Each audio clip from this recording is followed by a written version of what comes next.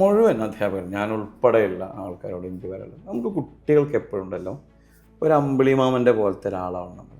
അതായത് ഓരോ കുട്ടിക്കും തോന്നണം അയാൾ എൻ്റെ ആളാണ്, അല്ലെങ്കിൽ ആ ടീച്ചർ എൻ്റെ ആളാണ്.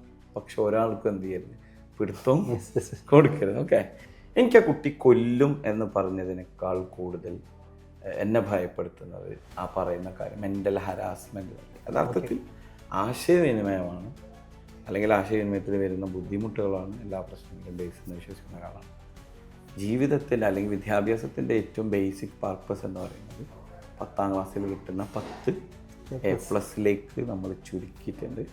ഒരിക്കലും ഒരു ഹയർ സെക്കൻഡറി പ്രായത്തിലൊരു കുട്ടിയെ നമ്മൾ കറക്റ്റ് ചെയ്യുമ്പോൾ നമ്മളെ ഇമോഷൻസ് എക്സ്പ്രസ് ചെയ്യാനുള്ള, നമ്മളെ ദേഷ്യം എക്സ്പ്രസ് ചെയ്യാനുള്ള സാധനം. പണ്ടൊക്കെ ഓണം ഭയങ്കര രസമായിരുന്നു, പെരുന്നാൾ ഭയങ്കര രസമായിരുന്നു. ഇപ്പം രസമല്ല. യഥാർത്ഥത്തിൽ ആ ഓണം പെരുന്നാളൊക്കെ ഇപ്പോഴും രസമുണ്ട്. എന്താ സംഭവിച്ചത്, നമുക്ക് ഏജായി. പക്ഷെ നമുക്കിപ്പോഴും ആ സാറുവിളി വന്നില്ലെങ്കിൽ ഒരു ബഹുമാനക്കുറവ് ഫീൽ ചെയ്യാം. നേരെ മറിച്ച് ഒരാളിങ്ങനെ അയാൾ എനിക്ക് ഞാൻ വന്നിട്ട് എന്തുകൊണ്ട് എണീറ്റില്ല എന്നുള്ള സാധനമല്ലേ. ഇതൊക്കെ ഞാൻ വിശ്വസിക്കണം കേട്ടോ.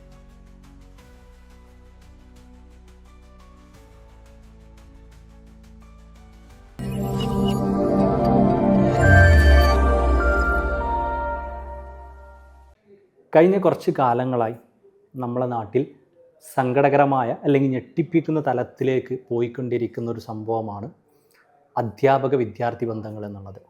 പലപ്പോഴും നമുക്ക് മനസ്സിലാക്കാൻ പറ്റാത്ത സങ്കീർണമായ രീതിയിലാണ് ഇതുമായി ബന്ധപ്പെട്ട പല വാർത്തകളും നമ്മൾ കേട്ടുകൊണ്ടിരിക്കുന്നത്. അപ്പം അധ്യാപക വിദ്യാർത്ഥി ബന്ധത്തെക്കുറിച്ച്, അതിൻ്റെ ഡിഫറെൻറ്റ് ഡയമെൻഷനുകളെക്കുറിച്ചാണ് നമ്മൾ ഇന്ന് സംസാരിക്കാൻ പോകുന്നത്. ഈ ഒരു വിഷയം നമ്മോട് സംസാരിക്കാൻ നമ്മളെ കൂടെ ഉള്ളത് ഹയർ സെക്കൻഡറി അധ്യാപകനായിട്ടുള്ള ഷുക്കൂർ സാറാണ്.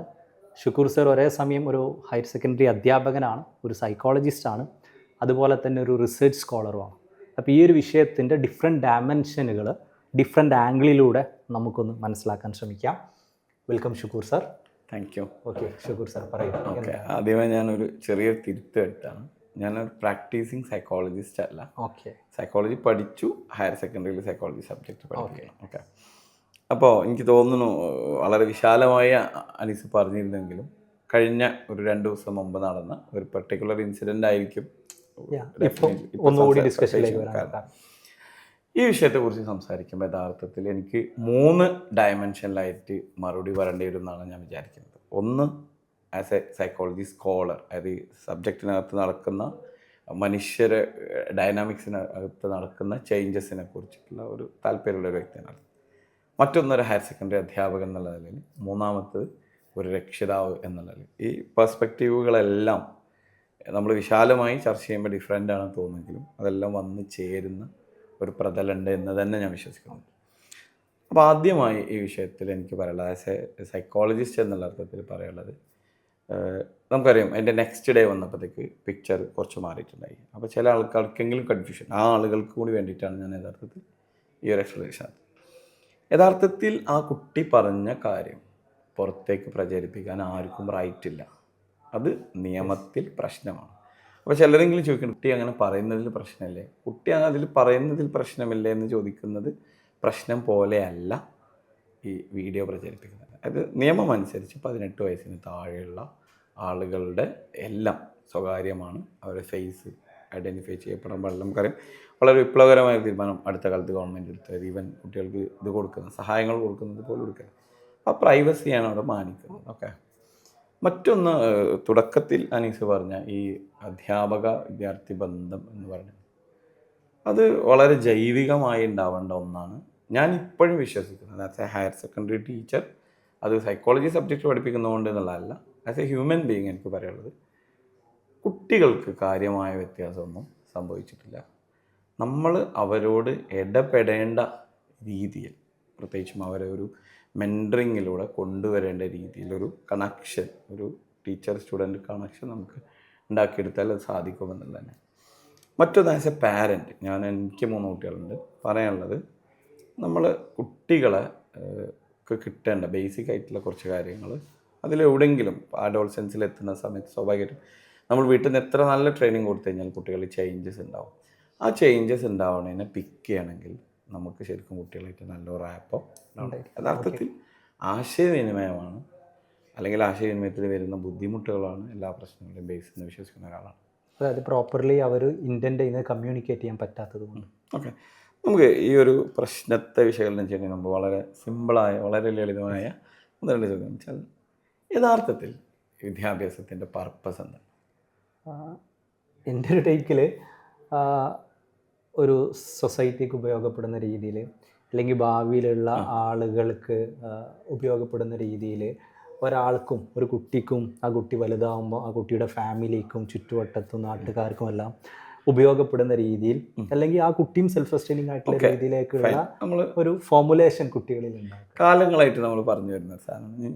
അതിനകത്ത് കുറച്ചും കൂടി ജെനുവിനായിട്ട് നമ്മൾ സംസാരിക്കുകയാണെങ്കിൽ, ആസ് എ പാരൻറ്റ്, ഞാൻ നേരത്തെ പറഞ്ഞു പല ഡയമെൻഷൻ, ശരിക്കും നമ്മൾ കുട്ടികൾക്ക് എഡ്യൂക്കേഷൻ കൊടുക്കും ഈ പർപ്പസ് മീറ്റ് ചെയ്യാൻ തന്നെയാണ്. പക്ഷെ അതോടൊപ്പം നമുക്കൊരു ലക്ഷ്യം കൂടി ഉണ്ട്. എന്താണത്? എനിക്ക് തോന്നുന്നു നമ്മളെ ലോകം മാറിക്കൊണ്ടിരിക്കുകയാണ്. എംപ്ലോയ്മെൻറ്റ് ഓപ്ഷൻസൊക്കെ ഒരുപാട് കുറഞ്ഞുകൊണ്ടിരിക്കുകയാണ്. അപ്പോൾ ഈ മാറിക്കൊണ്ടിരിക്കുന്ന ലോകത്തിനനുസരിച്ച് അപ്ഡേറ്റഡ് ആയിട്ടുള്ള മേ ബി നോളേജ് ഉണ്ടാവുക, സ്കില്ല് ഉണ്ടാവുക, സർവൈവ് ചെയ്യാൻ ക്യാപ്പബിൾ ആവുക എന്നുള്ള തലത്തിലേക്ക് കൂടി അവർക്ക് വേണ്ട ക്യാപ്പബിലിറ്റി ഉണ്ടാക്കുക എന്നുള്ളതായിരിക്കും. അപ്പം ഞാൻ ഈ പ്രശ്നത്തെ, ഈ ഒരു ഉണ്ടായ ഇൻസിഡൻറ്റിനെ ഞാൻ കാണുന്നത് യഥാർത്ഥത്തിൽ നമ്മുടെ വിദ്യാഭ്യാസത്തെ നവീകരിക്കണ ചില ആലോചനകൾ നമ്മൾ തുടങ്ങാൻ സമയത്ത്, നേരത്തെ അനീസ് പറഞ്ഞ കാര്യത്തിൽ, അതായത് പുതിയ കാലത്തിനനുസരിച്ചുള്ള ഒരു തൊഴിൽ ട്രെയിനിങ് എത്തുക എന്നുള്ളത് പറഞ്ഞു. വളരെ ലളിതമായ ചോദ്യം. ഇപ്പം ഒരുപാട് ഉന്നത വിദ്യാഭ്യാസ മേഖലയിൽ ഒരുപാട് പേര് അതിൻ്റെ ഏറ്റവും ബേസിക് ക്വാളിഫിക്കേഷൻ ഉണ്ടാക്കുന്ന ഒരു കമ്പനിയുടെ CEO കൂടിയല്ല അനീസ്. യഥാർത്ഥത്തിൽ നമുക്ക് ഈ ആളുകളെ ട്രെയിൻ ചെയ്യുന്ന ഒരു എക്സ്പീരിയൻസ് ഉണ്ടാവും. മറ്റൊന്ന് ഇപ്പം ഞാൻ പറയുന്ന ഹയർ സെക്കൻഡറി പ്രായത്തിൽ. ഈ രണ്ട് ലെയറിൽ നമുക്ക് നിൽക്കുമ്പോൾ മനസ്സിലാവുന്ന ഒരു കാര്യം, യഥാർത്ഥത്തിൽ എന്താണോ ഇന്ന് ഈ പുതിയ കാലത്ത്, പ്രത്യേകിച്ചും ഞാൻ പറയുന്നത് 2025 നമ്മൾ സംസാരിക്കുന്നത്, 22നും 25നും ഇടയിലുള്ള 3 വർഷത്തിൻ്റെ ഇടയിൽ ശരിക്കും ഒരു 30 വർഷത്തെ വലിയ വിപ്ലവകരമായ ചേഞ്ച്, പ്രത്യേകിച്ച് നോളജ് ക്രിയേഷൻ, ക്രിയേറ്റിവിറ്റി മേഖലയിലൊക്കെ സംഭവിച്ചു. പക്ഷേ ഈ 3 വർഷത്തിൽ നമ്മുടെ വിദ്യാഭ്യാസത്തിൽ കാര്യമായ വലിയ നവീകരണ പരിപാടികളൊന്നും നടക്കില്ല. ഇത് ഇതേ രീതിയിൽ പോവുകയാണെങ്കിൽ ഈ ഇത്തരം ഇൻസിഡൻറ്റുകൾ വർദ്ധിക്കാൻ ചാൻസ് ഉണ്ട് എന്നാണ് എനിക്ക് ഇതിനെ നിരീക്ഷിക്കുമ്പോൾ തോന്നുന്നത്. കാരണം വെച്ചാൽ കുട്ടികളുടെ മൊത്തം പാറ്റേൺ ചേഞ്ച് ആയിട്ടുണ്ട്. അതിൽ ഏറ്റവും പ്രധാനപ്പെട്ട കുട്ടികൾ ഉറങ്ങുന്ന സമയം മാറിയിട്ടുണ്ട്, കുട്ടികളുടെ ഫിസിക്കൽ മൂവ്മെൻറ്റ്സ് മാറിയിട്ടുണ്ട്, കുട്ടികളുടെ ഫ്രണ്ട്ഷിപ്പിൻ്റെ നേച്ചർ മാറിയിട്ടുണ്ട്. ഇതിനകത്തൊക്കെ വലിയ ഡൈനാമിക് ചേഞ്ച് ഉണ്ടായപ്പോഴും നമ്മളെ നവീകരണ പ്രവർത്തനങ്ങൾ വളരെ സ്ലോ. നമ്മളൊരിക്കലും അടച്ചു പറയല്ല, എന്താ പറയുക, ടീച്ചർ ട്രെയിനിങ് ഒക്കെ നമ്മൾ കാലാനുസൃതമായി മാറ്റുന്നുണ്ടെങ്കിലും ഈ സംഭവിച്ചുകൊണ്ടിരിക്കുന്നത്, ഈവൻ ഞാനും അനീസാറും ഇവിടെ ഇരുന്ന് ഈ ക്യാമറ സെറ്റ് ചെയ്യുന്ന സംസാരിച്ചു കൊടുക്കുന്ന സമയം കൊണ്ട് തന്നെ വലിയ ചേഞ്ചസ് നമ്മുടെ നോളജ്, പ്രത്യേകിച്ചും AI റിലേറ്റഡ്. അപ്പോൾ ഈ കാലഘട്ടത്തിനനുസരിച്ചിട്ടുള്ള ഒരു ട്രെയിനിങ് അല്ല യഥാർത്ഥത്തിൽ ഇന്നുള്ളത്. അപ്പോൾ നമ്മുടെ ഒരു സിസ്റ്റത്തിൽ ഒരു നവീകരണം വരുത്താൻ ഒരു പക്ഷേ ഈ ചർച്ച, നമ്മുടെ ഈ ചർച്ച മാത്രമല്ല, ഈ വിഷയവുമായി ബന്ധപ്പെട്ട ചർച്ച ആ ഒരു ഡയമെൻഷനിലേക്ക് കൊണ്ടുപോകണമെന്നാണ് എൻ്റെ ഒരു വ്യക്തിപരമായ ടേക്ക്. മറ്റൊരു കാര്യം, ഈ കുട്ടിയുടെ പ്രശ്നത്തെ പല ആൾക്കാരും എന്താണ് യഥാർത്ഥത്തിൽ എന്നറിയാതെ പലതും ആ കുട്ടിക്കെതിരേക്ക് ആരോപിക്കപ്പെട്ടിട്ടുണ്ട്. ഇവിടുത്തെ വലിയൊരു പ്രശ്നം എന്താ വെച്ച് കഴിഞ്ഞാൽ, ഒരു 24 ഹവറിൻ്റെ ഉള്ളിൽ ഒരു മനുഷ്യന് താങ്ങാവുന്നതിനേക്കാൾ കൂടുതൽ സൈബർ ലിഞ്ചിന് ആ കുട്ടി വിധേയമായിട്ടുണ്ട്. അപ്പോൾ അതുണ്ടാക്കുന്ന മുറിവിനെക്കുറിച്ചും, അപ്പോൾ നമ്മൾ ഏതൊരു വിഷയത്തെയും സോഷ്യൽ നോക്കൂ, ഈ വീഡിയോ പുറത്ത് വന്നിട്ടില്ലെങ്കിൽ അപ്പോഴും ഈ സംഭവം ഇവിടെ ഉണ്ടല്ലോ, ഈ സംഭവം അപ്പോഴും ഇവിടെ ഉണ്ട്. ഈ ഒരു വീഡിയോ വരുമ്പോഴത്തേക്ക് ഇങ്ങനെ വലിയ രൂപത്തിൽ ആളുകൾ പൊട്ടിത്തെറിക്കുന്ന ഒരു രീതിയിലേക്ക് പോകുന്നു. അപ്പോൾ നമ്മൾ വിഷയങ്ങളെ കുറച്ചും കൂടി ഗൗരവതരമായി, ഞാൻ വീണ്ടും പറയുകയാണ്, ഈ ഒരു പ്രശ്നത്തെ ഞാൻ വീണ്ടും as A psychology teacher and psychology research scholar, എനിക്ക് ആ കുട്ടി കൊല്ലും എന്ന് പറഞ്ഞതിനേക്കാൾ കൂടുതൽ എന്നെ ഭയപ്പെടുത്തുന്നത് ആ പറയുന്ന കാര്യം, മെൻ്റൽ ഹരാസ്മെൻറ്റ് പറയുന്നത്. അപ്പോൾ ആ മെൻ്റൽ ഹരാസ്മെൻറ്റ് യഥാർത്ഥത്തിൽ അവിടെ എന്താ നടന്നതെന്ന് നമുക്ക് അറിയില്ല. 2 ഡയമെൻഷൻ ഉണ്ട്. ഒന്ന്, എന്താണ് അവിടെ യഥാർത്ഥത്തിൽ നടന്നതെന്ന് അറിയില്ല. മറ്റൊന്ന്, പലപ്പോഴും കുട്ടികൾ ചെറിയ പ്രശ്നങ്ങളിൽ പോലും ഇടപെടാൻ അധ്യാപകർക്ക് പേടിയുണ്ടാകുന്ന കുട്ടികൾ ആ രീതിയിൽ പരാതിപ്പെടുന്നതാണ്. എനിക്ക് ആസ് എ ഇതിലെ ഒരുപാട് അനുഭവങ്ങളിലൂടെ, വ്യക്തിപരമായ അനുഭവങ്ങളോട് കടന്നു വരാറുണ്ട്. എൻ്റെ വിശദാംശങ്ങളിലേക്ക് പോകാൻ ആഗ്രഹിക്കില്ല. പറയാനുള്ള കാര്യം, നമുക്ക് നിയമത്തെക്കുറിച്ച് കൃത്യമായ ധാരണ അധ്യാപകർക്കും ഉണ്ടാവണം, രക്ഷിതാക്കൾക്കും ഉണ്ടാവണം. നമ്മളൊരിക്കലും ഒരു സൈക്കോളജി ഒന്നും കുറ്റപ്പെടേണ്ട ആവശ്യമില്ല. സൈക്കോളജി ഞാനിപ്പോഴും വിശ്വസിക്കുന്നു, ഞാൻ പല സ്ഥലത്തും പറഞ്ഞു, നമ്മൾ റിവാർഡ് പറയുന്നത് പോലെ തന്നെ ബിഹേവിയർ ലേൺ ചെയ്യാനുള്ള ഒരു സാധനമാണ് എന്ത്, ഈ പണിഷ്മെൻറ്റ് എന്ന് പറയുമ്പോഴത്തേക്ക് നമുക്കത് വളരെ ഫിസിക്കലി ആയ ശാരീരികമായ അല്ലെങ്കിൽ മാനസികമായി മുറിവേൽപ്പിക്കുന്ന ഒരു സാധനം അങ്ങനെയല്ല. ഒരാൾക്ക് പിന്നെ ഒരു ബിഹേവിയർ ചേഞ്ച് ഉണ്ടാക്കാൻ പോകുന്ന, ചിലപ്പോൾ അതൊരു ജസ്റ്റ് ആ കുട്ടിയുടെ ചൂടാണ് സമയത്ത് ജസ്റ്റ് ഒരു അറ്റൻഷൻ ഡിസ്ട്രാക്ട് ചെയ്യാൻ വേണ്ടിയിട്ട് ഒരു സൗണ്ട് മതിയാവും. അപ്പോൾ ഈ എന്തെങ്കിലും ഒരു സാധനം പറയുമ്പോഴത്തേക്ക് കുട്ടികൾ പരാതിപ്പെടുമോ എന്ന് ഭയപ്പെടേണ്ട ഒരു ആവശ്യമില്ല. ഇപ്പോൾ ഈ വിഷയത്തിൽ മുറിവേറ്റ ഒരു അധ്യാപകനുണ്ടെങ്കിൽ, ഞാൻ എൻ്റെ ഒരു പേഴ്സണൽ ഇതാ പറയുന്നത്, ഉണ്ടെങ്കിൽ അയാൾക്കും നിയമം, നമുക്ക് ഇന്നിപ്പോൾ പഴയ പോലെയല്ലേ, നിയമം എല്ലാവർക്കും ഗൂഗിൾ ചെയ്താൽ അല്ലെങ്കിൽ പുതിയ AI പ്ലാറ്റ്ഫോംസ് എടുത്തു കഴിഞ്ഞാൽ കറക്റ്റ് ഓരോ വകുപ്പും കിട്ടും. അപ്പോൾ അധ്യാപകർ ശരിക്കും ചെയ്യണമെന്ന് വെച്ചാൽ അവർ ആ ഒരു മെൻറ്റർഷിപ്പ് എന്നുള്ളൊരു ഡയമെൻഷനിലേക്ക് കൃത്യമായി ഇറങ്ങി വരികയും നിയമങ്ങളെക്കുറിച്ച് നിയമങ്ങളെ ഭയപ്പെടല്ല വേണ്ടത്, നിയമങ്ങളെക്കുറിച്ച് ധാരണ ഉണ്ടാവുകയും നിയമത്തെക്കുറിച്ച് ബഹുമാനം ഉണ്ടാവുകയും ചെയ്യുക എന്നുള്ളതാണ് എൻ്റെ ഒരു പേഴ്സണൽ ടേക്ക്. ഓക്കെ. സോ ഈ വിഷയത്തിൽ ഇപ്പോൾ നമ്മൾ കാണുന്ന പല കമൻറ്റുകൾ ഡിസ്കഷൻ 2 എക്സ്ട്രീം എൻഡിലാണ്. ഒന്ന്, ഇന്നത്തെ കാലത്ത് കുട്ടികൾ അങ്ങനെയാണ് എന്നുള്ളൊരു ആസ്പെക്റ്റ് ഉണ്ട്, നമ്മൾ പലതും പറഞ്ഞു. രണ്ടാമത്തെ ഒരു ആസ്പെക്റ്റ് പ്രോപ്പറായിട്ട് പാരൻറ്റിങ്ങിൻ്റെ പ്രോബ്ലമാണ് അവിടെ, ടീച്ചേഴ്സ് സ്കില്ലില്ലാത്തതിൻ്റെ പ്രോബ്ലമാണ് എന്നുള്ളത്. അതിൻ്റെ ഒരു ടേക്ക് എന്താണ്? അതുകൊണ്ടാണോ ഇങ്ങനെ ഒരു സിറ്റുവേഷൻസ് ഉണ്ടാവുക? ഇതിന് ഉത്തരം പറയാൻ പറ്റാത്തതുകൊണ്ടല്ല, നമ്മൾ വഴിയെ പറയും. ഞാനൊരു ചോദ്യം തിരിച്ചങ്ങോട്ട് വയ്ക്കാം. ഓക്കെ. യഥാർത്ഥത്തിൽ അനീസ് ഭായ് പഠിച്ച വിഷയമാണോ ഇന്നിവിടെ ഈ ബിസിനസ്സിൽ റൺ ചെയ്തുകൊണ്ടിരിക്കുന്നത്? അല്ല അല്ല അല്ല. അപ്പോൾ നമുക്ക് നോക്കിയേക്കാം, മഹാഭൂരിപക്ഷം ആളുകളും അങ്ങനെയല്ല. അതിലാകെ ഒരു വ്യത്യാസമുള്ള ആളുകൾ എന്ന് പറയുന്നത് നമ്മളെ പ്രൊഫഷണൽ കോഴ്സുകൾ മാത്രം. ബാക്കിയുള്ള സ്വയം ചെയ്യുന്ന കാര്യങ്ങളിൽ അല്ലെങ്കിൽ ആർട്ടിസ്റ്റിക് സാധനങ്ങളിലൊക്കെ നമുക്ക് നോക്കി കാണാം അവർ പഠിച്ചതൊന്നും അല്ല ചെയ്യുന്നത്. യഥാർത്ഥത്തിൽ ഞാൻ വിശ്വസിക്കുന്നത് ഒരു മനുഷ്യനെ വളർത്തുക എക്സ്പീരിയൻസും എക്സ്പോഷറും എൻവയോൺമെൻറ്റും. ഞാൻ ഒന്നുകൂടി റിപ്പീറ്റ് ചെയ്യാണ്, എക്സ്പീരിയൻസ്, എക്സ്പോഷർ ആൻഡ് എൻവയോൺമെൻറ്റ്. നമുക്ക് കുട്ടികൾക്ക് വിദ്യാഭ്യാസത്തിൽ നല്ല എക്സ്പീരിയൻസസ് കൊടുക്കാൻ വേണ്ടി പറ്റണം. ഓക്കെ. അതേപോലെ തന്നെ കുട്ടികൾക്ക് അവർ പഠിക്കുന്ന കണ്ടൻറ്റിനകത്തുള്ള എക്സ്പോഷറും കൊടുക്കാൻ വേണ്ടി പറ്റണം. ആൻഡ് ഡെഫിനറ്റ്ലി ഈ പറയുന്ന എൻവയോൺമെൻറ്റ്, നല്ലൊരു പോസിറ്റീവ് എൻവയോൺമെൻറ്റ്. എനിക്ക് തോന്നുന്നു ഹാപ്പി ലേണിങ്ങിനെ കുറിച്ചൊക്കെ റീസെൻ്റ്ലി സംസാരിച്ചിട്ടുണ്ടാകും. അപ്പോൾ നമ്മൾ തന്നെ പല സമയത്ത് സംസാരിച്ചൊരു കാര്യമാണ്, കുട്ടികൾ സ്കൂളിലേക്ക് വളരെ പതുക്കെ തിരിച്ചു ഓടുകയും ചെയ്യുന്നത്. പക്ഷേ എനിക്ക് തോന്നുന്നത് ഒരു നല്ല അധ്യാപകന് ഈ പറയുന്ന എല്ലാം പ്രൊവൈഡ് ചെയ്യാൻ വേണ്ടി പറ്റണം. അതിൽ ഏറ്റവും അടിസ്ഥാനപരമായ ഹയർ സെക്കൻഡറി അധ്യാപകരോട് ആസ് എ ടീച്ചർ ഞാൻ സ്ട്രഗിൾ ചെയ്യുന്നുണ്ട്, പക്ഷേ I try my level best. നമുക്ക് കുട്ടികളെല്ലാവരും പേരറിയണം. പ്രത്യേകിച്ച് ഒരു മനുഷ്യനെ സംബന്ധിച്ച് അയാളെ സെൽഫ് എസ്റ്റീമിൽ ഒരു പ്രധാനപ്പെട്ട കാര്യമാണത് പേരറിയുന്നത്. ഈ സമയത്ത് ഞാൻ തുറന്നു പറയാൻ ആഗ്രഹിക്കുന്നത്, എന്നെ പഠിപ്പിച്ച, ഞാൻ ഇതിനു മുമ്പ് വേറെ ഏതൊരു വീഡിയോയിൽ പറഞ്ഞു, പഠിപ്പിച്ച എന്ന് പറയുന്നത് ഇൻവെർട്ടർ കോമയെ പറയുന്നുണ്ട്. ആക്ച്വലി ആ സാർ എന്നെ ഒരു ദിവസം പോലും പഠിപ്പിച്ചിട്ടില്ല. ഫൈസൽ സാർ എന്നാണ് അദ്ദേഹത്തിൻ്റെ പേര്. 8ലും 9ലും 10ലും അദ്ദേഹം വടക്കാങ്ങര സ്കൂളിൽ, ഞാൻ പഠിച്ച ഹൈസ്കൂളിലുണ്ട്, ഒരു ക്ലാസ്സിൽ പോലും അദ്ദേഹം എന്നെ പഠിപ്പിച്ചിട്ടില്ല. പക്ഷേ he know my name. And എപ്പോൾ അതിൽ പാസ് ചെയ്യുമ്പോഴും അയാൾ എന്ത് ചെയ്യും, ആ പേര് വിളിക്കും, എന്തെങ്കിലും ഒരു വിശേഷം ചോദിക്കും. ആ ഒരു രീതി. അപ്പോൾ കുട്ടികളെ പേരറിയുക എന്നുള്ളത് വളരെ പ്രധാനമാണ്. അവർ വേറെ അബൌട്ട്സ് അറിയുക എന്നുള്ളത് വളരെ പ്രധാനമാണ്. അത് അറിയുമ്പോൾ നമുക്ക് ആ റാപ്പോ ഒന്നും കൂടി ഈസിയാവും. മറ്റൊന്ന്, പുതിയ കാലത്ത് സിലബസ് പഠിപ്പിക്കലല്ല, അത് പരീക്ഷയ്ക്ക് വേണ്ടി മാത്രമുള്ളൊരു കേവല എക്സസൈസാണ്.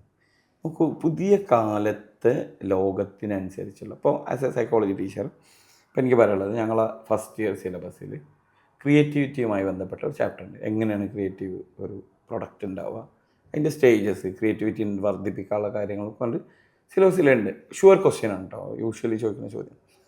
അപ്പോൾ അത് പഠിപ്പിക്കാൻ ശരിക്കും 2.5 മിനിറ്റ് 3 മിനിറ്റ് സ്പീഡിൽ പറഞ്ഞ് സ്ലൈഡ് കാണിച്ച് സ്ലൈഡ് എഴുതാൻ പറഞ്ഞ കഴിഞ്ഞു. പക്ഷേ ആ പ്രോസസ്സിലൂടെ ആ ക്ലാസ്സിലുള്ള ഓരോ കുട്ടിയെയും ശരിക്കും നമ്മൾ എന്ത് ചെയ്യണം, കടത്തി വിടണം. അപ്പോൾ ഞാൻ ഇതിനു മുമ്പോ കഴിഞ്ഞ ദിവസം ഞാൻ ഇതിനെക്കുറിച്ച് എഴുതിയിട്ടുണ്ടായിരുന്നു. പക്ഷെ നമുക്ക് എവിടെയോ ഒരു സമയക്കുറവ് ഫീൽ ചെയ്യേണ്ട. അതിനെന്താണ് സിസ്റ്റത്തിൽ ചെയ്യാൻ പറ്റുമെന്ന് എനിക്കറിയില്ല. അപ്പോൾ ഒരു ജൂണിൽ തുടങ്ങി ഡിസംബർ ആകുമ്പോഴത്തേക്ക് തന്നെ നമ്മുടെ സിലബസ് തീർക്കുന്ന ഒരു തിരക്ക്, അപ്പോൾ ഈ പറയുന്ന ആക്ടിവിറ്റീസിനൊന്നും പലപ്പോഴും സമയം സ്പേസ് ഇല്ല, യെസ്, ടൈമില്ല. അതേ സമയത്ത് നമ്മളൊക്കെയും +2 വിദ്യാർത്ഥികളായി ഇങ്ങോട്ട് വന്ന ആൾക്കാരാണ്. പക്ഷെ ആ +2ലെ കാലമോ ആ കുട്ടികളോ അല്ല, നമ്മൾ കുട്ടികളെ കുറ്റപ്പെടുത്തല്ല, കുട്ടികൾ ഉറങ്ങുന്ന സമയം മാറിയിട്ടുണ്ട്, കുട്ടികളെ ഫിസിക്കൽ മൂവ്മെൻറ്റിൻ്റെ സ്റ്റൈല് മാറിയിട്ടുണ്ട്, ഈവൻ കുട്ടികളെ ഭാഷ പോലും മാറിയിട്ടുണ്ട്. അപ്പോൾ ഇവർ തമ്മിൽ സംസാരിക്കുന്നത് എന്താണ് എന്നുള്ളത് കൃത്യമായിട്ട് മനസ്സിലായി. ഇതിൽ എനിക്കൊരു പേഴ്സണൽ എക്സ്പീരിയൻസ് പറയാനുള്ളത്, ഞങ്ങളുടെ സ്കൂളിൽ നിന്ന് ഈ വർഷം 5 ബസ്സിന് കുട്ടികളെ ടൂർ ഉണ്ടായി. അപ്പോൾ എല്ലാവർക്കും വലിയ ബുദ്ധിമുട്ടായിരുന്നു, കാരണം നമ്മൾ കുറേ ഇതുമായി ബന്ധപ്പെട്ടു ഞാൻ ഒന്ന് സംസാരിക്കണം വിചാരിച്ചു. പക്ഷേ എൻ്റെ ഒരു എക്സ്പീരിയൻസ് ആണ്, ആസ് എ ടൂർ കോർഡിനേറ്റേഴ്സിൽ ഒരാൾ എന്നുള്ള നിലയ്ക്ക് ഞാൻ ആദ്യമേ ഈ ഒരു എൻ്റെ എല്ലാ ടീച്ചേഴ്സിനെയും അവരുടെ ഡിപ്പാർട്ട്മെൻറ്റ് സാധനങ്ങൾ മാറ്റിയിട്ടാണ് ബസ്സിൽ വന്നത്. അപ്പോൾ ഞാൻ കമ്പ്യൂട്ടർ സയൻസ് പഠിക്കുന്ന കുട്ടികളുടെ കൂടെയാണ് ഞാൻ യാത്ര ചെയ്തത്. നമുക്കറിയാം കുട്ടികൾ പുതിയ കാലത്ത് നമ്മളൊരു എക്സ്പെക്റ്റേഷൻ ആണ്, ഒരു വണ്ടി സ്റ്റാർട്ട് ചെയ്ത് കഴിഞ്ഞാൽ ഭയങ്കര ബഹളത്തിൽ പാട്ട് വെക്കും, എന്നിട്ട് പറയും അവർ നേരം വെളുക്കുന്നവരെ ഡാൻസ് കളിക്കും. പക്ഷെ അങ്ങനെയല്ല നമ്മൾ എക്സ്പീരിയൻസ് ഉണ്ടായത്. യാത്ര തുടങ്ങി ഒരു ഹാഫ് ആൻ അവർ 45 മിനിറ്റ്സ് ആയപ്പോൾ ഞാൻ പാട്ടിൻ്റെ ട്രാക്ക് ഇങ്ങനെ സ്ലോലി മാറ്റി ഒരു 1.5 അവർ ആയപ്പോൾ തന്നെ ഏതാണ്ട് കുട്ടികൾ ഇങ്ങനെ കാമായി ഉറങ്ങി. വെരി ഏർലി മോർണിംഗ് അവരെ വിളിച്ചോണത്തി അവർ ഉണർന്നു. ആൻഡ് ആ ഒരു 2.5 ദിവസം സത്യത്തിൽ ഞാൻ ടോക്കിംഗ് ഫ്രം ദ ഹോട്ട്, പിന്നെ ഈ ഒരു 10 വർഷത്തെ എൻ്റെ ഹയർ സെക്കൻഡറിയിൽ ഞാൻ ഏറ്റവും എൻജോയ് ചെയ്ത ഒരു 2.5 ദിവസം എന്നത്. കാരണം ആ കുട്ടികളെടുത്തേക്ക് നമ്മൾ അവരുടെ ലെവലിലേക്ക് വന്ന് അവരോട് ഇൻട്രാക്ട് ചെയ്ത് സംസാരിക്കുന്ന സമയത്ത് അവർക്ക് ഒരുപാട് കാര്യങ്ങൾ പറയണ്ടേ. പലപ്പോഴും എനിക്ക് തോന്നുന്നു ട്രിപ്പുകളിലൊക്കെ എന്താ സംഭവിക്കണം അറിയോ, ഇവരിങ്ങനെയാണെന്ന് ഓൾറെഡി നമ്മളങ്ങ് വിധിച്ച് കളയും. ആ പാട്ട് വെക്കാൻ അവരെ അനുവദിക്കാനോ അവരെ ദിവസമല്ല വിചാരിക്കും, അനുവദിക്കും. ടീച്ചേഴ്സ് എന്തെങ്കിലും ചെയ്യണ്ടേ, so they take their gadgets. ആ ഗാഡ്ജറ്റ്സിൽ വന്നതും പോയതുമായ മെസ്സേജസ്, കാരണം കുറേ രക്ഷിതാക്കൾ വിളിച്ചത് മെസ്സേജ് ചെയ്തൊക്കെ ഉണ്ടാവും. ഇതാണ് അവിടെ സംഭവിക്കുന്നത്. ഇതിൻ്റെ വേറൊരു പതിപ്പാണ് നമ്മളെ വീടുകളിൽ സംഭവിക്കുന്നത്. നമ്മളൊരു 20 years ബാക്ക്, എന്നൊക്കെ സംബന്ധിച്ച് അനുസരണത്തിലുണ്ടാവില്ല, നമ്മളുടെ ഒരു ഹയർ സെക്കൻഡറി കാലത്ത് എന്താണോ നമ്മൾ കണ്ടിരുന്നത്, ഈ കുട്ടികളെന്തോ ഒരു പ്രത്യേക വിഭാഗം കുട്ടികളോ അല്ലെങ്കിൽ ഒരു പ്രത്യേക സാധാ നാട്ടിൻപുറത്തെ കുട്ടികളാണ് നമ്മളെ സ്കൂളിൽ എല്ലാത്തരം ഡൈനാമിക്സിലും ഉണ്ടാകുന്ന കുട്ടികളാണ്. അപ്പോൾ എനിക്ക് പറയാനുള്ളത്, വിദ്യാഭ്യാസത്തിൻ്റെ പർപ്പസായ എക്സ്പീരിയൻസും എക്സ്പോഷറും എൻവിയോൺമെൻറ്റും നമുക്ക് കൊടുക്കാൻ പറ്റണം. അത് വെറുതെ വരില്ല, അത് നമ്മൾ ആക്റ്റീവായിട്ടുള്ളൊരു പ്ലാൻ ഉണ്ടാവും.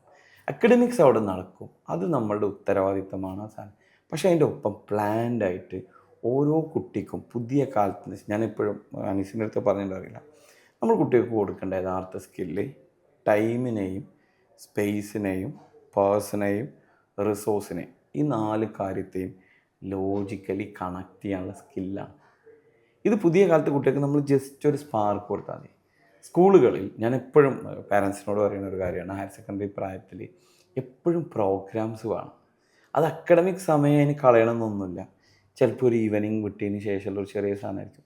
അങ്ങനെ പ്രോഗ്രാംസ് ചെയ്യുമ്പോഴുള്ള ഗുണം എന്ന് വെച്ച് കഴിഞ്ഞാൽ they can do some planning activities. ആ പ്ലാനിങ് കഴിഞ്ഞ് നെക്സ്റ്റ് ഡേയിലോ അവർക്ക് എന്ത് ചെയ്യാൻ പറ്റും, അതിൻ്റെ ഒരു നടത്തിയതിന് ശേഷമുള്ള ഒരു റിവ്യൂ ഫീഡ്ബാക്ക് ഒക്കെ എടുക്കാൻ വേണ്ടി പറ്റും. ഈ പ്രോഗ്രാംസ് കൊടുക്കുമ്പോൾ സാധനമാണ് ദേ ക്യാൻ ഈസിലി കണക്റ്റ്.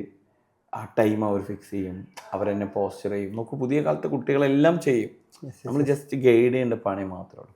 അപ്പോൾ ഞാൻ ആഗ്രഹിക്കുന്നത്, ഇതിൽ ഞാൻ നേരത്തെ ഫൈസൽ സാർ കോട്ട് ചെയ്തത് അതേപോലെ തന്നെ എന്നെ ശരിക്കും മോൾഡ് ചെയ്തതിൽ വലിയ ഇമ്പോർട്ടൻസ് ഉള്ള ഒരാൾ ഡോക്ടർ വിനോദ് കുമാർ സാർ.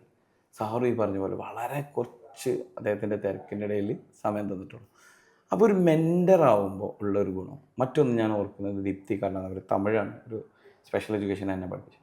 അവർ ലാസ്റ്റ് ഡേയിൽ തന്നൊരു മെസ്സേജ് എന്ന് വെച്ച് കഴിഞ്ഞാൽ, വെന്നെവർ ഒരാൾ നിങ്ങളെ അപ്രോച്ച് ചെയ്ത്, നിങ്ങളെ സ്റ്റുഡൻ്റ് ആവട്ടെ പാരൻ്റ് ആവട്ടെ, ഒരു കാര്യം ചോദിച്ചാൽ നിങ്ങൾക്ക് അറിയുന്ന കാര്യമാണെങ്കിൽ നിങ്ങൾ അറിയുമെന്ന് പറയണം, അറിയാത്ത കാര്യമാണെങ്കിൽ അറിയില്ല എന്ന് പറയണം. ഇനി നിങ്ങൾക്കറിയാം പക്ഷെ എങ്ങനെ എക്സിക്യൂട്ട് ചെയ്യാൻ അറിയില്ലെങ്കിൽ എനിക്കറിയാവുന്ന ഒരാളുണ്ടെന്ന് പറഞ്ഞ് കണക്ട് ചെയ്യാൻ വേണ്ടി പറ്റും. ഈ പറഞ്ഞ നെറ്റ്വർക്കിംഗ് സ്കില്ലോ അതേപോലെ തന്നെ ഏതാണ്ട് സിമിലറായ ഇൻട്രസ്റ്റ് ഉള്ള കുട്ടികളുടെ ഒരു ഷെയറിങ്ങും ക്ലാസ് മുറിക്കകത്ത് നടക്കേണ്ടതാണ്. ഇന്ന് എന്താ സംഭവിക്കുന്നത് വെച്ച് കഴിഞ്ഞാൽ, ജീവിതത്തിൻ്റെ അല്ലെങ്കിൽ വിദ്യാഭ്യാസത്തിൻ്റെ ഏറ്റവും ബേസിക് പർപ്പസ് എന്ന് പറയുന്നത് 10ാം ക്ലാസ്സിൽ കിട്ടുന്ന 10 A+ലേക്ക് നമ്മൾ ചുരുക്കിയിട്ടുണ്ട്. യഥാർത്ഥത്തിൽ ആസ് എ സൈക്കോളജിസ്റ്റ് എനിക്ക് പറയാനുള്ളത്, ഒരാളുടെ ഏറ്റവും ബേസിക്കായ സൈക്കോളജിക്കലായിട്ടുള്ള എലമെൻറ്റ്സ് അയാളുടെ ഇൻട്രസ്റ്റ്, അയാളുടെ ആപ്റ്റിറ്റ്യൂഡ്, അയാളുടെ പേഴ്സണാലിറ്റി, അയാളുടെ value system and last but not the least അയാളുടെ ഇൻ്റലിജൻസ്. ഇതിനെ പരിഗണിച്ചിട്ടുള്ള വിദ്യാഭ്യാസമാണ് ഓരോ കുട്ടിക്കും കൊടുക്കേണ്ടത്. പ്രത്യേകിച്ചും അറ്റൻഷൻ പ്രോബ്ലമുള്ള, ലേണിംഗ് പ്രോബ്ലമുള്ള, മൈൽഡ് ഇൻ്റലക്ച്വൽ പ്രോബ്ലമുള്ള കുട്ടികളൊക്കെ നമ്മളെ മെയിൻ സ്ട്രീമിലുണ്ട്. അവരെ ഈ ഹയർ സെക്കൻഡറിയിൽ 6 സബ്ജക്റ്റ് പഠിപ്പിക്കാൻ പോകുന്ന ടീച്ചേഴ്സിന് ഒരു നല്ല ധാരണ ഉണ്ടാവണം. അതായത് എൻ്റെ ഈ 2 വർഷത്തിനിടയിൽ I have to give maximum experience, exposure and environment. Basically ഒരു മനുഷ്യൻ്റെ അഭിമാനബോധത്തെ ഉയർത്തലാവണം നമ്മളെ വിദ്യാഭ്യാസത്തിൻ്റെ ലക്ഷ്യം. ആ അഭിമാനബോധത്തിന് ക്ഷതമേൽക്കുമ്പോൾ ഏത് കാലത്തും, നമ്മളൊക്കെ പണ്ട് ചെറു ശുഭിത യൗവനം എന്ന് പറയുന്നത്, അപ്പോൾ ഈ ശുഭിത യൗവനം പ്രീ ഡിഗ്രിക്ക് ഒരു ഭയങ്കര പോസിറ്റീവ് സാധനവും ഹയർ സെക്കൻഡറിയിൽ വരുമ്പോൾ അതൊരു പ്രശ്നമാണ്. അതേ സമയത്ത് ആസ് എ ടീച്ചർ ഈ സാധനം ഇന്നലെ വന്ന സമയത്ത് സ്പോണ്ടേനിയസ്ലി നമ്മൾ വരുന്ന ഒരു റിയാക്ഷൻ എന്താണെന്ന് വെച്ച് കഴിഞ്ഞാൽ, ഇങ്ങനെയുള്ളൊരു സിറ്റുവേഷനിൽ അത് ഹാൻഡിൽ ചെയ്യാനും കൂടി ജസ്റ്റ് ഞാൻ നേരത്തെ പറഞ്ഞില്ല, ഒരൊറ്റ അടി, എന്താ നീ പറഞ്ഞത് എന്നൊരൊറ്റ ചോദ്യം, അത് ചോദിക്കാനും നമുക്ക് സാധിക്കണം. അതിന് നമ്മൾ ഒന്നിനും ഭയപ്പെടേണ്ട ആവശ്യമില്ല. അങ്ങനൊരു നിയമമൊന്നും നമ്മളെ ചെയ്യണ സാധനമൊന്നുമില്ല. നമ്മൾ ചെയ്യുന്നത് എന്തിനാണ്? ഒരിക്കലും ഒരു ഹയർ സെക്കൻഡറി പ്രായത്തിലൊരു കുട്ടിയെ നമ്മൾ കറക്റ്റ് ചെയ്യുമ്പോൾ നമ്മളെ ഇമോഷൻസ് എക്സ്പ്രസ് ചെയ്യാനുള്ള, നമ്മളെ ദേഷ്യം എക്സ്പ്രസ് ചെയ്യാനുള്ള സാധനമില്ല. അതിൻ്റെ പർപ്പസ്, ഇങ്ങനെ ഒരു ഒച്ച ഉണ്ടാക്കുമ്പോൾ അതിൻ്റെ അർത്ഥം എന്താ? ദേഷ്യമല്ല കാണിക്കുന്നത്, just to stop that moment. ഇതാണ് ഇതിലൊരു വളരെ സിമ്പിളായിട്ടുള്ള. Okay nice. അപ്പോൾ ഇതിൽ നിന്ന് തന്നെ കുറച്ചൊരു അടുത്തൊരു ആസ്പെക്റ്റിലേക്ക് പോകണമെങ്കിൽ, ഇപ്പം ഞാൻ റീസെൻ്റായിട്ട് ഞാനൊരു അധ്യാപകനോട് 30 വർഷത്തിലധികമായിട്ട് എക്സ്പീരിയൻസ് ഉള്ള റിട്ടയർ ആകുന്ന ഒരു അധ്യാപകനോട് ഇങ്ങനെ പുതിയ കാലത്തെ കാര്യങ്ങളെക്കുറിച്ച് പറഞ്ഞപ്പോൾ അദ്ദേഹം പറഞ്ഞൊരു കേസുണ്ട്. ഞാൻ അധ്യാപക വിദ്യാർത്ഥി ബന്ധത്തിലേക്ക് തന്നെ വരികയാണ്. മുമ്പൊക്കെ നമ്മളും ഭയങ്കര എൻജോയ് ചെയ്തിരുന്നു പ്രോസസ്സ് എന്നുള്ളത്. ഇപ്പോൾ ഒരു സ്കൂളിൻ്റെ സ്പേസിനപ്പുറത്തേക്ക് ഒരു വിദ്യാർത്ഥിയെ കാണാൻ ഞാൻ പോലും, അധ്യാപകർ ഒരു ലിമിറ്റഡ് ആയിരിക്കാം, ആഗ്രഹിക്കുന്നില്ല. നമുക്കത് കുട്ടികളും ആഗ്രഹിക്കാത്ത പോലെ തോന്നുന്നുണ്ട്. അങ്ങനെ ഒരു ആസ്പെക്റ്റിലേക്ക്, കാലത്തിലേക്ക് മാറി അതായിട്ട് തോന്നുന്നുണ്ടല്ലോ. അതിൽ വളരെ ഡിഫറെൻ്റ് ആയ ഒരു സാധനമാണ് എനിക്ക് ചോദിക്കാനുള്ളത്. നമ്മൾ സാധാരണ പണ്ട് പറഞ്ഞിരുന്ന സാധനം, പണ്ടൊക്കെ ഓണം ഭയങ്കര രസമായിരുന്നു, പെരുന്നാൾ ഭയങ്കര രസമായിരുന്നു. ഇപ്പം രസമല്ല. യഥാർത്ഥത്തിൽ ആ ഓണം പെരുന്നാളൊക്കെ ഇപ്പോഴും രസമുണ്ട്. എന്താ സംഭവിച്ചത്? നമുക്ക് ഏജായി. ഓക്കെ, നമ്മളെ സാഫ് ബോയ്സ് നമുക്ക് സംഭാവന ചെയ്ത ഒരു ഭാഷ എന്താണ്? തന്തവൈബ്. അപ്പോൾ യഥാർത്ഥത്തിൽ ഞാൻ വിശ്വസിക്കണം കേട്ടോ, ഞാനൊക്കെ മാക്സിമം തന്തവൈബ് വരാതിരിക്കാൻ വേണ്ടി ശ്രമിച്ചുകൊണ്ടിരിക്കുന്ന ഒരാളാണ്. യഥാർത്ഥത്തിൽ നമുക്ക് ഏജ് ആകുമ്പോൾ നമ്മളെ ഫോക്കസ് മാറുന്നു, ഇൻട്രസ്റ്റ് മാറുന്നു, നമ്മളെ ഫ്രണ്ട് സർക്കിൾ മാറുന്നു. അങ്ങനെയൊക്കെ ഇത് ഇങ്ങനെ ഡൈനാമിക്കലി സംഭവിച്ചുകൊണ്ടിരിക്കുന്നു. ഇത് നമ്മൾ തിരിച്ചറിഞ്ഞേ മതിയാവും. അപ്പോൾ ആ എക്സ്പീരിയൻസ് വെച്ചിട്ട് ഞാൻ നേരത്തെ വീണ്ടും അതിലേക്ക് തന്നെ കണക്ട് ചെയ്യാം. ഒരു വിസ്ഡത്തിലേക്ക് വന്നിട്ട് ഒരു കുട്ടികളായിട്ട് ഒരു വല്ലാത്തൊരു കണക്ഷൻ. അതായത് ഞാൻ പറയുന്നത് ഇത്രയേ ഉള്ളൂ, നമ്മൾ കുട്ടികളിലേക്ക് ഇറങ്ങി അവർക്ക് നിരന്തരമായി പ്രോഗ്രാംസ് കൊടുത്ത് അവരുടെ അഭിമാനബോധത്തെ, സെൽഫ് എസ്റ്റീമിനെ നമുക്ക് വളർത്താൻ പറ്റിയാൽ, എനിക്കറിയാം. ഇപ്പം ഇന്നുണ്ടായ എക്സ്പീരിയൻസ്, ഞാൻ ഇങ്ങോട്ട് സ്പീഡിൽ വരികയാണ്. ആ സമയത്ത് ഒരു ബൈക്ക് വന്ന് നിർത്തി, ഞാൻ ഗ്ലാസ് താത്തി. കൊമേഴ്സിലുള്ള, അതായത് ആ കുട്ടികളും ഞാനും തമ്മിലുള്ള ആകെയുള്ള ബന്ധം എന്ന് പറയുന്നത്, ഞാൻ ഇപ്പുറത്ത് ക്ലാസ് എടുക്കുമ്പോൾ അവരെപ്പോഴെങ്കിലും ഒരു ബഹളം ഉണ്ടാക്കിയാൽ അവരെ ജനലിൻ്റെ അടുത്ത് ഇങ്ങനെ പോയി ഇങ്ങനെ നോക്കും, അതേപോലെ തിരിച്ചു വരും. പക്ഷെ ആ കുട്ടി വന്ന് വണ്ടി നിർത്തി വിശേഷങ്ങളും കാര്യങ്ങളും ചോദിക്കുന്നു. ഞാൻ തിരക്കിട്ട് ഇവിടെ കോഴിക്കോട്ടേക്ക് തിരക്കിൽ വന്നുകൊണ്ട് ഞാൻ പറയുന്നത്, പക്ഷെ അവൻ്റെ പേര് എനിക്കറിയാം, ജസീം എന്നാണ് അവൻ്റെ പേര്. ഓക്കെ, അതേപോലെ ഞാൻ വിശ്വസിക്കുന്നത്, ഞാൻ വീണ്ടും ആദ്യം ഞാൻ പറയുന്ന എല്ലാം പരസ്പരം കണക്ട് ചെയ്യാൻ ഞാൻ ശ്രമിക്കുകയാണ്. ഒരു കുട്ടീനെ സംബന്ധിച്ച് അഡോളസെൻ്റ് പ്രായത്തിൽ, അഡോളസെൻ്റ് എന്നല്ല കേട്ടോ, ഏത് കാലത്തും ഒരു മനുഷ്യനെ സംബന്ധിച്ച് ഏറ്റവും പ്രധാനപ്പെട്ടത് അയാളെ സെൽഫ് എസ്റ്റീം തന്നെയാണ്. ആ സെൽഫ് എസ്റ്റീമിലുള്ള പ്രധാനപ്പെട്ട ഒരു കാര്യമാണ് അയാളെ പേര് വിളിക്കുക. മറ്റൊന്ന്, കൾച്ചറലി അപ്രോപ്രിയേറ്റ് ആയിട്ടുള്ള ഏത് തരത്തിലുള്ള നമ്മളെ അടുപ്പവും നമുക്ക് എക്സ്പ്രസ് ചെയ്യാം. ഇതും പുതിയ കാലത്തൊരു ഭയങ്കര പേടിയാണ്, കുട്ടികളുടെ അടുത്ത് നിന്നാൽ വേറെ എന്തെങ്കിലും. അങ്ങനെയൊന്നുമില്ല. പക്ഷെ അതിൻ്റെ പരിമിതിയും നമുക്ക് വ്യക്തമായ ബോധ്യം ഉണ്ടാവണം. കുട്ടികളെ പേരറിയുക, അവരെ എൻഗേജ് ചെയ്യിപ്പിക്കുക, എപ്പോഴും അവർക്ക് അവൈലബിളായ, ഞാൻ നേരത്തെ പറഞ്ഞ അമ്പിളി മാമൻ പറഞ്ഞല്ലോ, അവർക്ക് തോന്നണം, ഓരോ കുട്ടിക്കും തോന്നണം. പക്ഷെ ഒരാൾക്കും എന്ത് ചെയ്യരുത്, ഒരാളോട് നമ്മളൊരു പാർഷ്യാലിറ്റി കാണിക്കരുത്. അമ്പിളി മാമൻ ആർക്കും എക്സ്ട്രാ ലൈറ്റ് കൊടുക്കുകയോ ആർക്കും കൊടുക്കാതിരിക്കുകയോ ഒന്നും ചെയ്യണം. എല്ലാവർക്കും കൊടുക്കണം. എല്ലാവർക്കും ഈക്വലായിട്ട് കൊടുക്കണം. ആൻഡ് ആർക്കും എന്താവരുത്, അവരുടെ ഒരു പിടുത്തത്തിൽ അല്ലെങ്കിൽ ഏതെങ്കിലും തരത്തിലുള്ള ഒരു മോൾഡിങ്ങിനോ അല്ലെങ്കിൽ ഒരു എങ്ങനെയെങ്കിലും ഒരു ഒരു ഒരു അത്തരത്തിലുള്ളൊരു ഒരു ഇതിലേക്ക് എക്സ്പ്ലോയിറ്റേഷൻ ഒന്നും വരാത്ത രീതിയിലുള്ള ഒരു അവൈലബിൾ ആവുക എന്നുള്ളത് തന്നെയാണ് ഏറ്റവും. ഇപ്പം ഞാൻ നേരത്തെ പറഞ്ഞ ഡോക്ടർ വിനോദ് കുമാർ സാറിൻ്റെ മുമ്പിൽ കണക്കിന് ഫയൽ ഉണ്ടാവും. നമ്മൾ ചെല്ലുമ്പോൾ ശുക്കൂർ, ആ ശുക്കൂർ എന്നുള്ള ആ ഒരൊറ്റ വിളി ഉണ്ടല്ലോ, അതിൽ നമ്മൾ അതുവരെ പറയാൻ പോയ എല്ലാ പരാതിയും അവിടെ തരും. ഓക്കെ ശരി, അപ്പോൾ റെക്കോർഡ് അറിയാമല്ലോ, 20-ാം തീയതിയാണ് ലാസ്റ്റ് ഡേറ്റ്, വെച്ചാക്കോളാം, ശരി താങ്ക് യു, ഇത്രേ ഉള്ളൂ. പുള്ളി ആകെ സ്പെൻഡ് ചെയ്യുന്നത് ഒരു 20-25 സെക്കൻഡാണ്. പക്ഷെ ആ ശുക്കൂർ എന്നുള്ള വളരെ എനർജറ്റിക് ആയൊരു വിളിയിൽ നമ്മളങ്ങോട്ട് ഫ്ലാറ്റാണ്. പിന്നെ ഞാൻ വിശ്വസിക്കുന്നത്, നമ്മളൊരു ആക്ടർ ഒരു സീനിൽ ആക്ട് ചെയ്യാൻ പോകുമ്പോൾ അയാൾ എത്ര റിഹേഴ്സൽ ചെയ്യുമോ അതേപോലെ നമ്മൾ ഓരോ സെഷൻ കൊടുക്കാൻ പോകുമ്പോൾ ഒരു ട്രെയിനിങ് നോക്കൂ. പുതിയ കാലത്തെ കുട്ടികളെടുത്ത് അവരെ അറ്റൻഷൻ പിടിച്ചു നിർത്തണമെങ്കിൽ നമ്മൾ നല്ല നമ്മളെ ശരീരത്തെ മാക്സിമം യൂസ് ചെയ്യുന്ന എല്ലാ അർത്ഥത്തിലും, നമ്മളെ പോസ്, നമ്മളുടെ നൃത്തങ്ങൾ, എല്ലാത്തിലും നമ്മൾ നല്ലപോലെ ടൈം ഇൻവെസ്റ്റ് ചെയ്യണം. അല്ലാതെ നമ്മളൊരു പഴയ പോലെ ഒരു ചോക്കും ഇത് കൊടുത്തിട്ട് പോയാൽ ഒരിക്കലും പുതിയ കാലത്തെ ഹയർ സെക്കൻഡറിയിൽ സർവൈവ് ചെയ്യാൻ കഴിയും. ഇതുകൊണ്ട് തന്നെയാവില്ല ഇപ്പോൾ ഈ നേരത്തെ പറഞ്ഞാൽ ഇപ്പോഴുള്ള ആളുകളുടെ കുറച്ച് സീനിയർ ആയിട്ടുള്ള സോക്കാൽ ടീച്ചേഴ്സിൻ്റെ ഏറ്റവും വലിയൊരു കൺസേൺ ആണ്, ഇന്നത്തെ കുട്ടികൾ പണ്ടത്തെ കുട്ടികളെ പോലെയല്ല, ഇന്ന് ടീച്ചർമാരൊരു ബഹുമാനമൊന്നുമില്ല എന്നുള്ളതാണ്. അപ്പോൾ ഈ ബഹുമാനം റീഡിഫൈൻ ചെയ്യാനുള്ള സമയമായിട്ടില്ലേ? ബഹുമാനം റീഡിഫൈൻ ചെയ്യാനുള്ള അതിൽ ഒരുപക്ഷെ ഞാൻ പറഞ്ഞാൽ എത്ര കണ്ട് ആളുകൾക്ക് ഇഷ്ടപ്പെടുന്ന അറിയില്ല. നമ്മളെ സാർവിളി പോലും എവിടുന്നാണ് തുടങ്ങിയത്? ബ്രിട്ടീഷുകാരുടെ കാലത്തായിരിക്കും ആണല്ലോ, അല്ലേ? No doubt. പക്ഷെ നമുക്കിപ്പോഴും ആ സാർവിളി വന്നില്ലെങ്കിൽ ഒരു ബഹുമാനക്കുറവ് ഫീൽ ചെയ്യണം. മറ്റൊന്ന്, നമ്മൾ വരുമ്പോൾ എണീറ്റ് നിൽക്കണം എന്ന് പറഞ്ഞ സാധനം ഒരു പക്ഷേ നമ്മളൊരു കൾച്ചറൽ സാധനം കയ്യിലുണ്ടാവും. പക്ഷെ ഇതിൽ ഞാൻ എൻ്റെ ക്ലാസ്സിൽ കുട്ടികൾക്ക് ഇന്നിപ്പോൾ പെട്ടെന്നുണ്ടായ ഒരു ഇൻസൈറ്റ് ഒന്നുമല്ല, എൻ്റെ പഴയ വീഡിയോ താഴ്ന്ന ഒരുപാട് ആൾക്കാർ വന്ന് കമൻറ്റ് ചെയ്തു. നമ്മൾ അവരുടെ അടുത്ത് ക്ലാസ്സിൻ്റെ ഫ്രണ്ട് വരെ വരും, അവിടെ നിൽക്കും. എൻ്റെ റൂൾ എന്താണെന്നറിയോ? അവസാനത്തെ കുട്ടിയും ആ ക്ലാസ്സിൽ ഇരുന്നിട്ടേ ഞാൻ ആ ക്ലാസ്സിലേക്ക് എൻ്റർ ചെയ്യുള്ളൂ. അപ്പോൾ ചില ആൾക്കാരൊക്കെ ചോദിക്കും, കുട്ടികൾക്ക് ഹോൾഡ് ഇല്ല, അവരവിടെ ഇരിക്കും. അവസാനത്തെ കുട്ടിയും ഇരുന്നിട്ടേ ഞാൻ കയറുള്ളൂ. ചിലപ്പോൾ ഇവർ പണ്ട് മുതലേ ഇവർ ബ്രെയിനിൽ ഫീഡ് ചെയ്തതിന് പകരം ചിലവർ എണീക്കുമ്പോൾ തന്നെ അവരോട് എന്ത് ചെയ്യും, ഇരിക്കാൻ പറയാം. ആ ഒരു ഡിഫറൻസ് തന്നെ മതി കുട്ടികളുടെ അടുത്ത് എന്നുള്ളൊരു. നേരെ മറിച്ച് ഒരാളിങ്ങനെ അയാൾ എണീറ്റ് ഞാൻ വന്നിട്ട് എന്തുകൊണ്ട് എണീറ്റില്ല എന്നുള്ള സാധനമല്ലേ. ഇതൊക്കെ ഞാൻ വിശ്വസിക്കണം കേട്ടോ.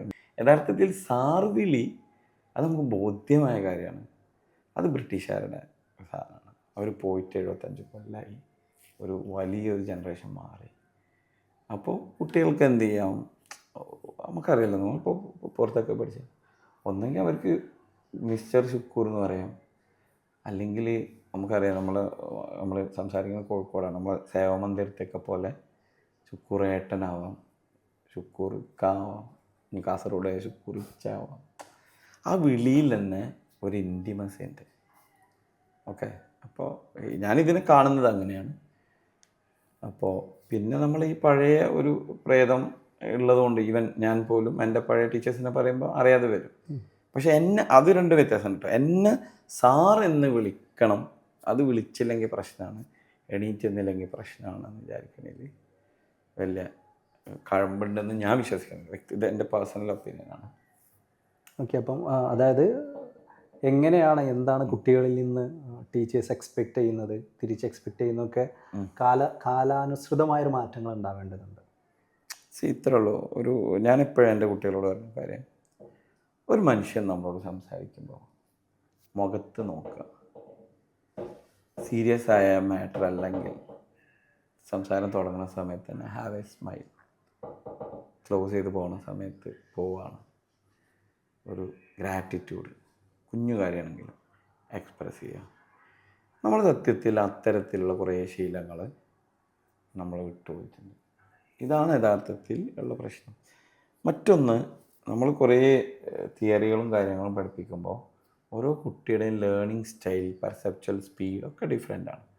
അപ്പോൾ നമ്മൾ ആ നിൽക്കുന്ന 65 കുട്ടികൾക്ക് വേണ്ടി നിൽക്കുന്ന അതേ പ്രതലത്തിൽ നിന്ന് ആ ക്ലാസ് അങ്ങനെ നിൽക്കെ തന്നെ ഇടയ്ക്കൊന്ന് പോസ് ചെയ്തിട്ട് പെട്ടെന്ന് ഓൺ ഓഫ് എ സഡൻ വന്നിട്ട് ഒരു 4 ആളുള്ള 5 ആളുള്ള ഗ്രൂപ്പിൽ ഒരു സാധനം, ഒരു പെന്നും പേപ്പർ എടുത്തിട്ട് ഇതാ ഇങ്ങനെയാണ് എന്ന് പറഞ്ഞിട്ട് മാർക്ക് ചെയ്ത് കൊടുക്കാൻ നമുക്ക് പറ്റണം. മറ്റൊന്ന്, നമുക്കറിയാം നമ്മളെ BEd സിലബസിൽ ബാക്കി സ്ഥലത്തൊക്കെ നമ്മൾ പഠിച്ച ടീം ടീച്ചിങ് ഒക്കെ പറയും. പക്ഷേ യഥാർത്ഥത്തിൽ ഇതൊന്നും അപ്ലിക്കേഷൻ ലെവലിലേക്ക് വരുന്ന സമയത്ത് വരുന്നില്ല. ശരിക്കും ഞാൻ എപ്പോഴും ആഗ്രഹിക്കുന്നു സിസ്റ്റത്തിന് വളരെ ഈസിലി ചെയ്യാവുന്ന ഒരു, പക്ഷേ നമ്മുടെ ഈ വീഡിയോ കൊണ്ട് അങ്ങനെ ഒരു ഇമ്പാക്റ്റ് ഉണ്ടാവുകയാണെങ്കിൽ I will be very happy. നോക്കൂ, ഒരുപാട് ആൾക്കാർ, അഭ്യസ്തവിദ്യരായ ആളുകൾ പുറത്തിറങ്ങുന്നു, BEd കഴിയുന്നു, അവർ പേരിനുള്ള ഒരു ഇൻറ്റേൺഷിപ്പൊക്കെ ചെയ്യുന്നു. ഈ ആളുകൾക്ക് ഒരു ടീച്ചർ അസിസ്റ്റൻ്റ് എന്നുള്ള രൂപത്തിൽ സ്കൂളുകളിൽ വരികയും അതിന് പല രീതിയിൽ നമുക്ക് കൊടുക്കാം. CSR ഫണ്ടോ അല്ലെങ്കിൽ സ്കൂൾ മാനേജ്മെൻറ്റ് കമ്മിറ്റിക്കോ ഒരു 1 ഇയർ എക്സ്റ്റെൻഡഡ് ഇൻറ്റേൺഷിപ്പ് പോലെ. BEd കഴിഞ്ഞു, ഒരു കോഴ്സ് കഴിഞ്ഞു, ഒരു കുട്ടി അപ്ലൈ ചെയ്യുന്നു.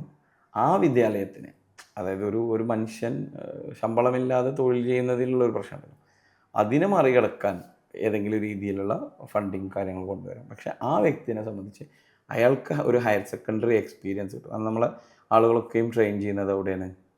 പ്രൈമറിയിൽ, ഹൈസ്കൂളിലുള്ള. ഹയർ സെക്കൻഡറി അതറിയില്ലേ? ഹയർ സെക്കൻഡറിയിൽ ടീച്ചർ ട്രെയിനിങ് ആകെ കൊമേഴ്സിന് മാത്രമേ ഉള്ളൂ. മറ്റ് സബ്ജക്റ്റുകളിലൊന്നും ഹയർ സെക്കൻഡറിയിൽ ടീച്ചർ ട്രെയിനിങ് ഇല്ല. അപ്പോൾ ഒരു എക്സ്റ്റെൻഡഡ് ഇൻറ്റേൺഷിപ്പ് കിട്ടുന്നു. ആ ടീച്ചറുടെ ഒരു അസിസ്റ്റൻസ് ഉണ്ടാകുന്ന സമയത്ത് ആ ക്ലാസ്സിൽ അതിൻ്റെ ഇമ്പാക്റ്റ് ഉണ്ട്. കാരണം ഞങ്ങളൊക്കെ പലപ്പോഴും, എൻ്റെ സ്കൂളിൽ സോഷ്യൽ വർക്ക്, സോഷ്യോളജി, സൈക്കോളജി ആണ് കോമ്പിനേഷൻ. സാധ്യമാകുന്ന സമയത്ത് നമ്മൾ 2 ടീച്ചേഴ്സ് പെർമിഷൻ. ഇപ്പോൾ കഴിഞ്ഞ ദിവസം ഞാൻ സോഷ്യോളജിയുടെ ടീച്ചർ ക്ലാസ് എടുക്കുന്ന സമയത്ത് തന്നെ ടീച്ചറുടെ പെർമിഷനോടുകൂടി പോയി കുട്ടികൾ കൂടെ ഇരുന്നു. ടീച്ചറെ പറയുന്ന സമയത്ത് തന്നെ ആ സാധനം ഒരു പെന്നും പേപ്പർ കൊടുത്ത് നമ്മൾ വരച്ചു കൊടുക്കുമ്പോൾ കുറച്ച് സ്ലോ ലേണേഴ്സ് ആയ കുട്ടികളെ സംബന്ധിച്ച് അത് ഭയങ്കര അത്ഭുതമാണ്. കാരണം നമ്മളിങ്ങനെ കുറേ ഭാഷ വെച്ച് എഴുതുന്ന സാധനത്തെ ഒരു ഡയഗ്രത്തിലേക്ക് കൊണ്ടുവരുന്ന സമയത്ത് വലിയ ചേഞ്ച് ഉണ്ട്. ഒരു പക്ഷേ നമുക്ക് ഹയർ സെക്കൻഡറിയിൽ ആലോചിക്കാവുന്ന നല്ലൊരു കാര്യമാണ് ഒരു അസിസ്റ്റൻറ്റ് ടീച്ചർ ഉണ്ടാവുക. ആ അസിസ്റ്റൻറ്റ് ടീച്ചറുടെ പേ എങ്ങനെയാണ് അല്ലെങ്കിൽ അതെങ്ങനെ കൊടുക്കേണ്ടത് ഓരോ സ്കൂളിനും ഡിസൈഡ് ചെയ്യും. ഒരാൾ, അയാൾക്ക് സ്വമേധയാ അയാൾക്കൊരു ഹയർ സെക്കൻഡറി എക്സ്പീരിയൻസ് വേണം, ആ എക്സ്പീരിയൻസ് സർട്ടിഫിക്കറ്റിൻ്റെ ഒരു വാലിഡേഷനും കൂടി വരുന്നൊരു സിസ്റ്റം ഉണ്ടെങ്കിൽ വളരെ നല്ല രീതിയിലുള്ളൊരു ടീച്ചർ സപ്പോർട്ട് ഒരു പക്ഷേ ഉണ്ടാക്കിയെടുക്കാൻ വേണ്ടി പറ്റും. അതുകൊണ്ടുള്ള ഗുണം എന്താ വെച്ച് കഴിഞ്ഞാൽ, ഈ ഒരാളിങ്ങനെ സംസാരിക്കാൻ പെട്ടെന്ന് അയാൾ അവിടുന്ന് വന്ന് ഈ കുട്ടികളെ ഹെൽപ്പ് ചെയ്യുന്ന സമയത്ത് പെട്ടെന്ന് കുറച്ച് ആൾക്കാരെങ്കിലും ഡിസ്ട്രാക്റ്റഡ് ആവും. അപ്പോൾ ചിലപ്പോൾ ചില ടീച്ചേഴ്സിനെ മാനേജ് ചെയ്യാൻ പറ്റും. ചില ആൾക്കാർ വളരെ ബ്യൂട്ടിഫുള്ളി അത് മാനേജ് ചെയ്യുന്നവരുണ്ട്. നമ്മളിപ്പം അധ്യാപക വിദ്യാർത്ഥി ബന്ധത്തെക്കുറിച്ച്, അതിൻ്റെ ഒരു എക്സിസ്റ്റിംഗ് സ്റ്റാറ്റസിനെ കുറിച്ച് പല കാര്യങ്ങളും നമ്മൾ ഡിസ്കസ് ചെയ്തുകൊണ്ടിരിക്കുന്നു. അപ്പോൾ നമുക്ക് എങ്ങനെയാണ് ഏറ്റവും നല്ല രീതിയിൽ തന്നെ ഈ ബന്ധം മുന്നോട്ട് കൊണ്ടുപോകണം എന്നുള്ളതാണ് ഞാൻ മനസ്സിലാക്കുന്ന എല്ലാ അധ്യാപകരുടെയും വിദ്യാർത്ഥികളുടെയും പാരൻസിൻ്റെയും സൊസൈറ്റിയുടെയൊക്കെ ആഗ്രഹം. അപ്പോൾ ആ ഒരു സിറ്റുവേഷനിൽ ഒരുപാട് കൺഫ്യൂഷൻ, സങ്കീർണത പോലും നമുക്ക് പലപ്പോഴും കാണുന്നൊരു സിറ്റുവേഷനാണുള്ളത്. അതിൽ ഓവറാൾ ഷുക്കൂർ മാഷ്ക്ക് അവസാനമായിട്ട് എന്താണ് പറയാനുള്ളത്? Okay, fine. ഇതിനകത്ത് നല്ലൊരു മെൻറ്റർ ആവുക എന്നുള്ളത് തന്നെയാണ് ഏറ്റവും പ്രധാനം. അപ്പോൾ ആ മെൻറ്റർ ആവുന്ന സമയത്ത് നമ്മളെ താഴെ കുറേ മെൻറ്റീസ് ഉണ്ടാവണം.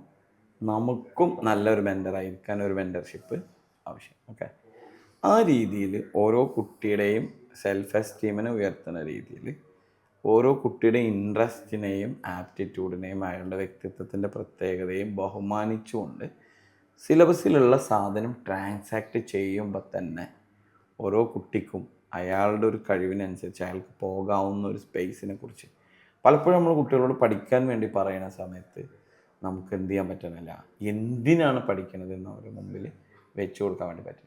മറ്റൊന്ന്, നമ്മളുടെ പ്രാക്ടിക്കലുകൾ, പ്രത്യേകിച്ച് സയൻസ് സബ്ജക്റ്റിൽ സൈക്കോളജി ഉൾപ്പെടെ വലിയ സമൂലമായ മാറ്റങ്ങൾ വരണം. അതായത് നമ്മൾ H=I²RT ഇക്വേഷൻ വെച്ചിട്ട് എത്രയോ പ്രാക്ടിക്കലുണ്ട്. അതേസമയത്ത് ഇപ്പോഴും ഒരു കറണ്ട് പോയാൽ വീട്ടിലൊരു ELCB പൊക്കാൻ പലപ്പോഴും നമുക്ക് പറ്റുന്നില്ല. പിന്നെ നേരത്തെ ഞാൻ പറഞ്ഞ ചൈനയിലുള്ള കുട്ടി 6ലോ 7ലോ പഠിക്കുമ്പോൾ അവിടെ LED ബൾബും LCD ഒക്കെ കുട്ടി ഉണ്ടാക്കുന്ന സമയത്ത് നമ്മളിപ്പോഴും ന്യൂട്ടൻ അന്ന് ആട്ടിയ സയൻസ് അല്ലേ.